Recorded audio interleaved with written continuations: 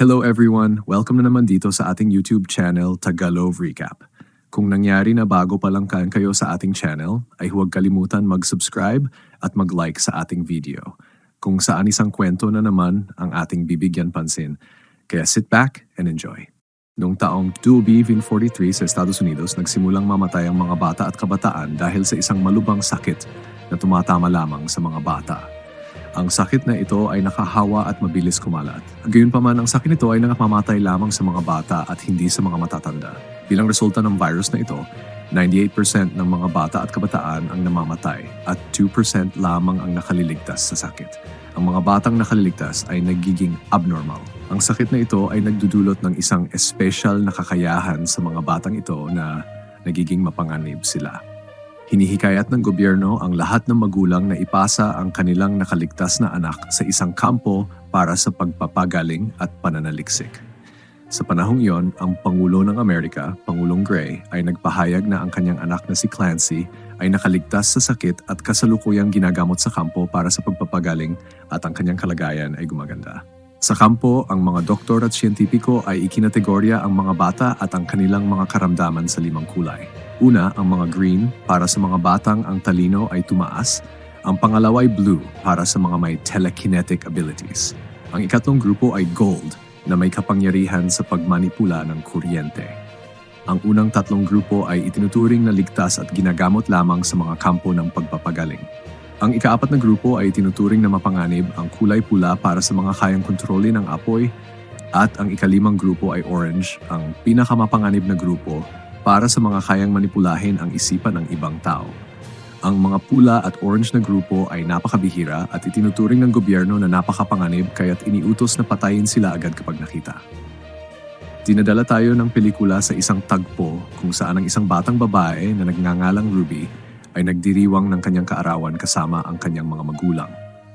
Sila ay nag-aalala dahil lahat ng mga bata sa paligid ay patay na at si Ruby lamang ang buhay pa. Sa gabi, pumunta si Ruby sa kwarto ng kanyang ina upang kalmahin ito, ngunit bigla siyang nagkaroon ng kakaibang pangitain nang hawakan niya ang kamay ng kanyang ina. Kinaumagahan, hindi na nakikilala ng kanyang ina si Ruby bilang kanyang anak at tinawag ng kanyang ina ang gobyerno upang kunin si Ruby patungo sa kampo ng pagpapagaling. Sa wakas, dinala si Ruby kasama ang ibang mga bata sa kampo ng pagpapagaling. Ang bawat batang dinala sa kampo ay sinusuri ng doktor upang malaman kung anong abnormalidad mayroon sila. Si Ruby ay dinala sa pagsusuri kung saan siya ay nakilalang orange, ang pinakamapanganib na grupo na kayang kontrolin ang isipan ng ibang tao. Dahil dito, naisagad ng doktor na turukan si Ruby ng nakamamatay na iniksyon. Ngunit nagawa ni Ruby na kontrolin ang isipan ng doktor at kumbinsihin siyang siya ay green. Ang talino ay mabilis na umunlad at hindi itinuturing na mapanganib.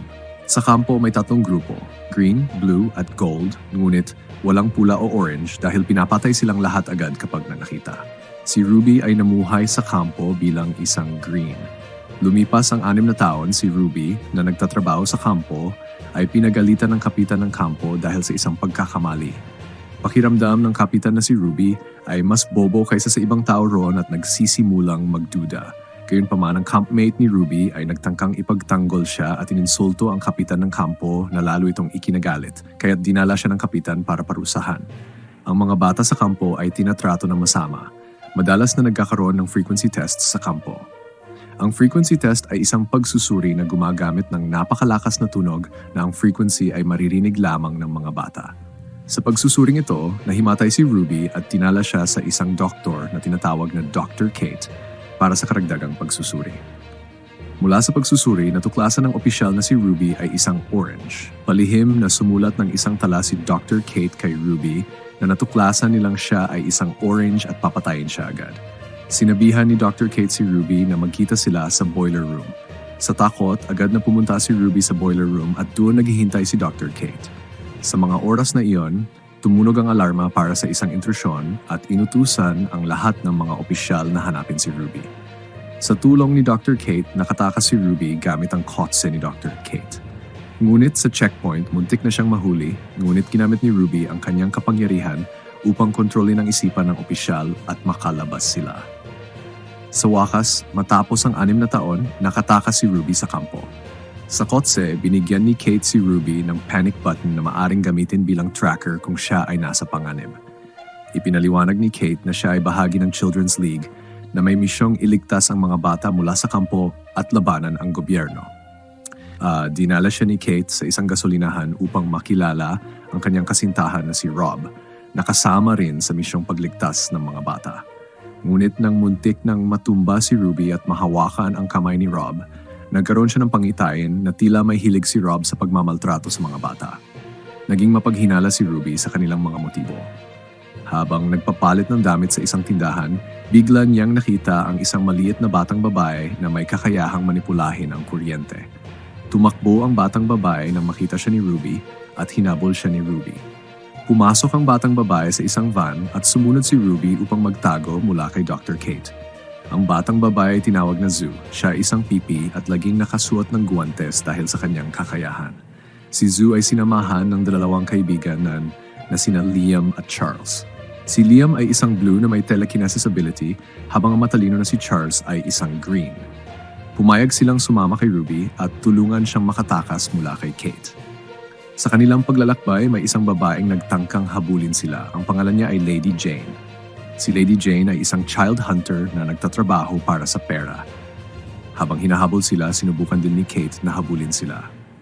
Gayunpaman, ginamit ni Liam ang kanyang telekinesis power upang guluhin sila sa pamamagitan ng pagpapakalat ng mga dahon, pagbasag ng daan, at kahit pagpatumba ng mga puno. Dahil dito nagawa nilang makatakas. Nagsimula rin silang magkilala ng mas mabuti, ngunit hindi pinahayag ni Ruby ang kanyang pagkakakilanlan bilang orange at nagsinungaling na siya ay isang green. Ipinaliwanag ni Liam na papunta sila sa East River upang makipagkita sa isang grupo ng mga bata na pinamumunuan ng isang misteryosong tao na tinatawag na Slip Kid. Hindi nila alam ang pagkakilanlan ng Slip Kid, ngunit mukhang isa siyang orange na kayang kontrolin ang isipan ng mga tao. Ipinaliwanag din ni Liam na ang Children's League na pinamumunuan ni Dr. Kate ay hindi magandang lugar upang manatili. Dati siyang nasa Children's League kung saan sinasanay ang mga bata na gamitin ang kanilang mga kakayahan upang labanan ang gobyerno. Hindi nagustuhan ni Liam ang ideya na maging sundalo, kaya't sa huli ay iniwan niya ang liga.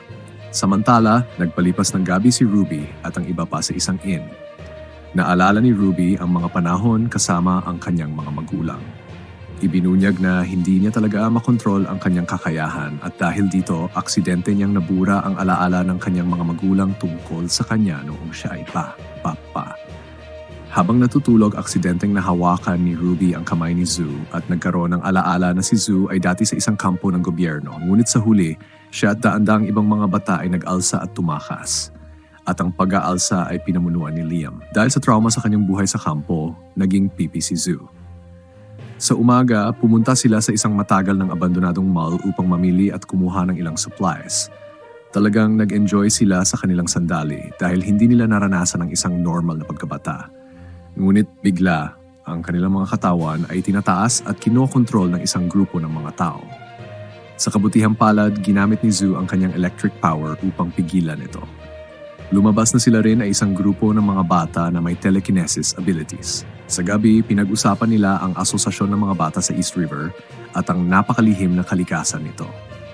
Alam nila kung nasaan ang East River, ngunit hindi nila masabi kay Ruby at sa kanyang mga kaibigan ang eksaktong lokasyon dahil ito ay isang lihim na hindi nila maaring sabihin. Gayunpaman, ginamit ni Ruby ang kanyang telepathy upang palihim na gawin na hindi sinasadyang magbigay ng pahiwatig ang isa sa kanila tungkol sa lokasyon na siyang letra EDO. Kinaumagahan, sinubukan ni Charles na isang henyo na alamin kung ano ang EDO, ngunit wala siyang nahanap. Gayunpaman, pagkatapos makipag-usap kay Ruby tungkol sa kanyang ama na isang pulis, nagsimulang maisip ni Charles na ang EDO ay maaring isang radio frequency. Nalaman niya na ang E ay kumakatawan sa 5, ang D ay kumakatawan sa 4, at ang O ay kumakatawan sa 0. Ginamit niya numerong 540 para sa radio frequency. Sa wakas, nakatanggap sila ng mensahe mula sa frequency at nalaman na ang lokasyon ay nasa Lake Prince, Virginia. Kinabukasan, sa daan, sila ay inambus ni Lady Jane, ang child hunter, at ginamit niya ang sound frequency ng kanyang ripple upang maapektuhan ang mga bata. Sa kabutihang palad, ginamit ni Ruby ang kanyang kapangyarihan upang kontrolin ang isipan ni Lady Jane at bigyan siya ng karampatang parusa. Nagulat sina Liam at ang iba pa na si Ruby pala ay isang orange sa lahat ng oras. Lumabas na nagsinungaling si Ruby sa kanila dahil hindi siya proud sa kanyang mga kakayahan. Makalipas ang ilang panahon, nagtiwala si Ruby kay Liam tungkol sa kanyang nakaraan at nagsimula silang umibig sa isa't isa. Sa wakas, ipinagpatuloy nila ang kanilang paglalakbay at dumating sa Lake Prince, Virginia. Doon, nakilala nila ang iba pang mga bata na katulad nila. Sila ay namangha dahil matagal na silang hindi nakakakita ng maraming bata. Nakilala rin nila ang Slip Kid at lumabas na siya ay ang anak ng presidente, si Clancy Gray. Si Clancy ay isang orange, katulad ni Ruby. Sa gabi, nagkaroon sila ng party. Si Liam at Ruby ay sumayaw ng romantiko. Kinaumagahan, binigyan sila ng mga signatura at si Ruby ay inatasang tumulong kay Clancy. Sinabi ni Clancy kay Ruby na isa siya sa mga unang taong nakaligtas sa nakatakot na sakit at ginamit siya ng gobyerno para sa eksperimento upang lumikha ng gamot. Ngunit nabigo ang doktor at nagsinungaling ang kanyang ama, ang presidente, sa publiko na nakahanap na sila ng lunas. Sa huli, nakatakas si Clancy at bumuo ng asosasyon ng mga bata kung saan lahat ng mga bata ay maaring mabuhay ng ligtas. Tinuruan ni Clancy si Ruby kung paano kontrolin ang kanyang kapangyarihan at kontrolin ang isipan ng iba nang hindi hinahawakan ang kanilang mga kamay. At sa wakas ay nagtagumpay si Ruby. Bilang kapalit, tinuruan siya ni Ruby kung paano burahin ang alaala ng mga tao. Gayunpaman, sa proseso na ito, kinontrol ni Clancy ang kanyang isipan at sinubukang halikan siya. Labis na nabagabag si Ruby kaya't sinampal niya si Clancy at umalis. Nagpasya si Ruby at ang kanyang mga kaibigan na umalis sa lugar. Ngunit habang tumatakas, sila ay inambus ng mga tropa mula sa kampo. Sinubukan ni Liam na lumaban, ngunit bigla siyang nawala ng malay. Lumabas na si Clancy ang nagpatumba sa kanya. Ibinunyag na si Clancy ang utak ng lahat ng ito. Nakipag-ugnayan si Clancy sa kapitan ng kampo upang arestuhin ang lahat ng mga bata. Kinokontrol ni Clancy ang kanyang ama, ang presidente, at ang pamahalaan gamit ang kanyang kapangyarihan. Ang kanyang pangunahing layunin ay lumikha ng sariling hukbo ng mga bata na may mga superpowers upang hindi na siya abusuhin ng kahit sino. Ginamit ni Ruby ang kanyang kapangyarihan upang pakamatay ang kapitan ng kampo at kinontrol ni Zu ang kuryente upang makagawa ng paraan upang makatakas. Biglang dumating ang mga armadong puwersa gamit ang mga helicopter upang arestuhin ang lahat ng mga bata. Dinala ng mga tropa ang mga bata mula sa Red Group na kayang kontrolin ang apoy. Lumabas na palihim silang ginawang armas ng gobyerno at sinunog nila ang kampo. Nagkaroon ng labanan. Sinubukan ng Red Army na sunugin sina Liam at ang kanyang mga kaibigan, ngunit ginamit ni Liam ang kanyang kapangyarihan upang lumaban. Ngunit biglang dumating si Clancy sa gitna ng labanan at kinontrol ang isipan ng lahat ng mga bata roon.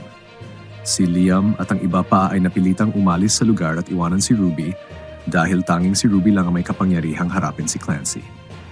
Ginamit ni Ruby ang kanyang kakayahan upang lumikha ng sariling hukbo. Ngunit ipinakita ni Clancy ang kanyang brutal na kalikasan at kinontrol ang kanilang isipan upang magpakamatay sa pamamagitan ng pagbaril sa isa't isa.